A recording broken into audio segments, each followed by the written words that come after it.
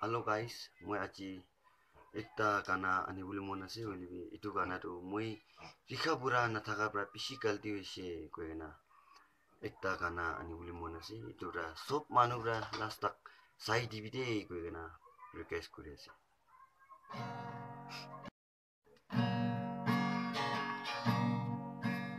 Moi bihuru na jani oila tu ta janyapi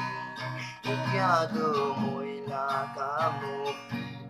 nga ula anu kamoy ka bole mo anu la moy lo bole mo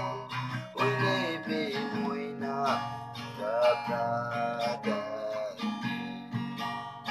ati dindang loyati isurgi bismas kuridi Jabuba Boni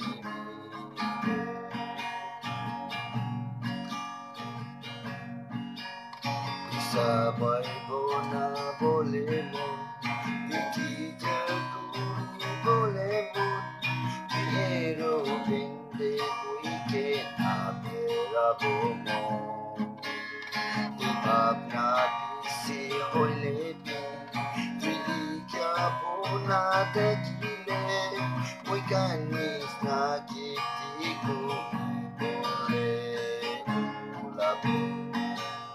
Nati dindang nati, isogi iswas kuribu,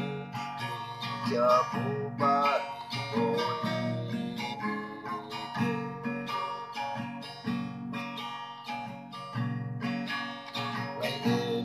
Hambau atikai Shangaji pangingi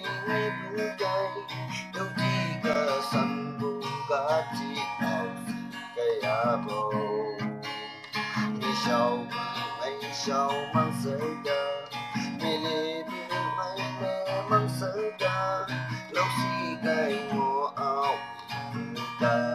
shada Lebih jauh yang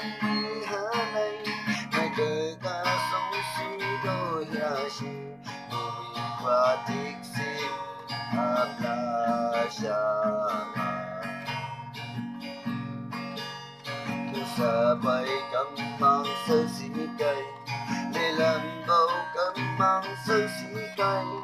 Nubi bawa sedang pai Nang serasikai Nipang tambu kiasikai Kadawi beragi lama Mandi kong sikmo Layay nabi Tapi jalaw yang dihanay May gagasong sido hiyashi Tuwi pratik si Ablasha